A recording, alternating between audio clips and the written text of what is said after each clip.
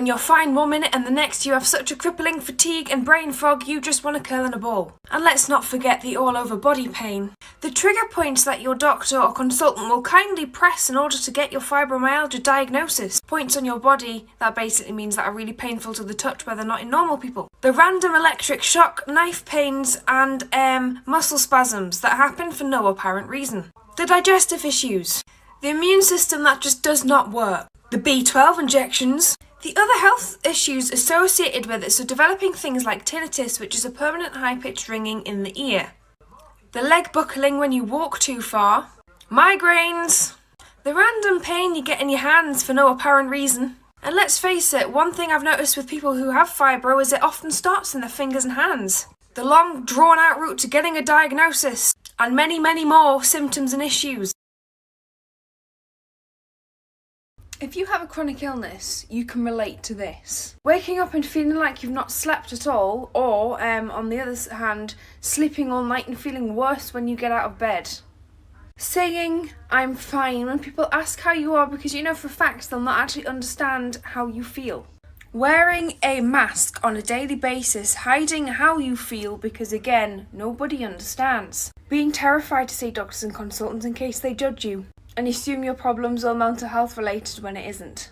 Sitting with the phone, dialing and redialing your doctor's number because you need to see your doctor but you're too scared to ring because you don't know whether you actually have a problem or if it's just your body playing up and it will resolve on its own.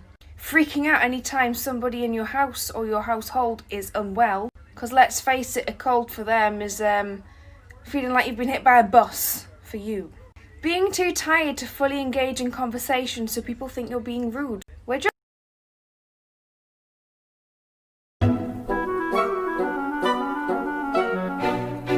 It's a baby penguin. He's caught on an iceberg. Ooh, a baby penguin caught in an iceberg. What's a penguin? What's an iceberg?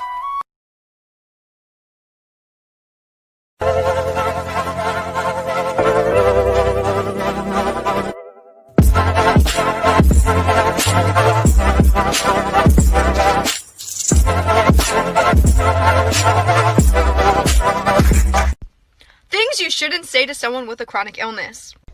I hope you feel better soon. I think this is a really nice thing that people say is, oh, I hope you feel better soon. Like, thank you. Thank you so much. Like, I appreciate that. And I probably will feel better tomorrow, not as much pain or the same pain I'm in today. But my illness is chronic. It's never going away. I will never get better. The next thing is, so are you gonna die? What? Yeah, I could, George. But so could you. My lifespan isn't any shorter of an expectancy than yours right now. I'm just gonna have a really sick life. And then, when you tell someone you have a chronic illness, they always think it's cancer. There are more illnesses than cancer. And then my favorite. Well, you don't look sick. Of course I don't! It's inside. Nothing's external. Unless I look sick, then I just don't film. But I'm handicapped. Do you know what I also get told a lot because I have lupus? Well, you don't look sick. I do that on purpose. Do you think I want to look at my malar rash every day and be reminded of lupus? Do you think I want to look at the bald spots on my head? That shit just depresses me, and I am tired of feeling depressed. That is why I made the change that I did. You want to know how I learned about makeup? My lupus. I was tired of looking and feeling sick.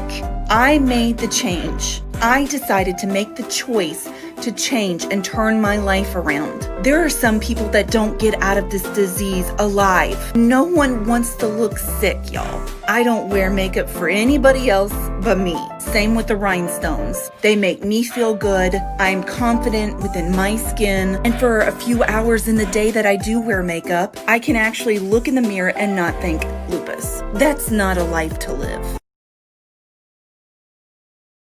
She grabbed my face and that's when she said, I like that you're broken like me. Maybe that makes me a fool. Hey to my Spoonies. What are the names of some of the body parts that you learn about only because of your chronic pain or illness that no other regular person would know the name of. For me, my favorites are my sternocleidomastoids, my occiputs, my pterygoids, my digastrics, and my trigeminal nerve. I'll be here for a while, so give the blood, gallons of the stuff, give. I just had someone stop and try and pet Fairy, even with all of her patches on, and then yell at me because I told him no. Please do not try and interact with service dogs while they are working. If they are out in public, they are working. No. No, no, no, no, no. Exactly.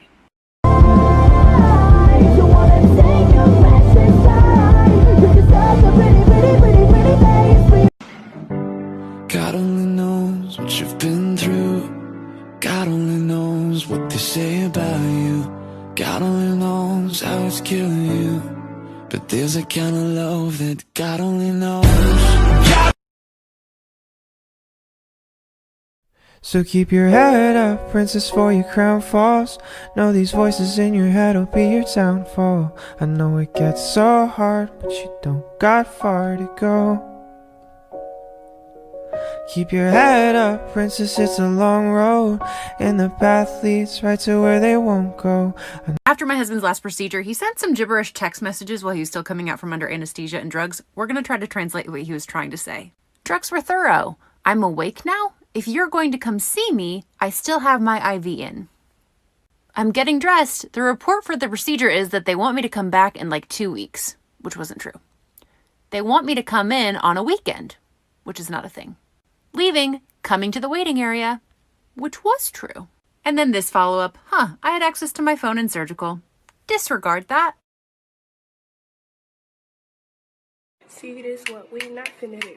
See this what we not finna do. See this what we not finna do. See this what we not finna do. This not what we about to do.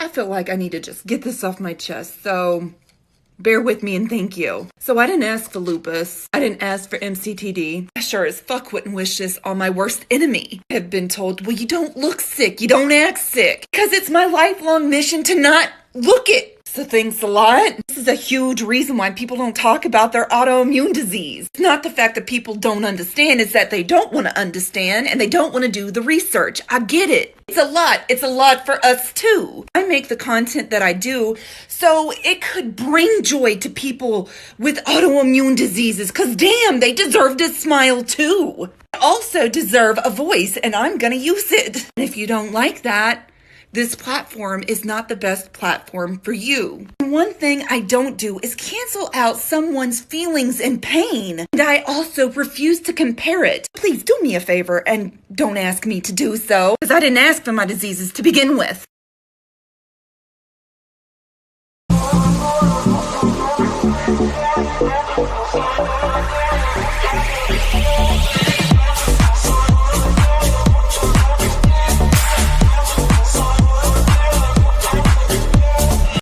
Oh fuck it, I got buku bitches in my pocket. Oh fuck. 666, my wrist is iced up. 666, my wrist is iced up. Hey, a little bitch, let me fuck my life up. Hey, a little bitch, let me fuck your life up. Fuck you, fuck.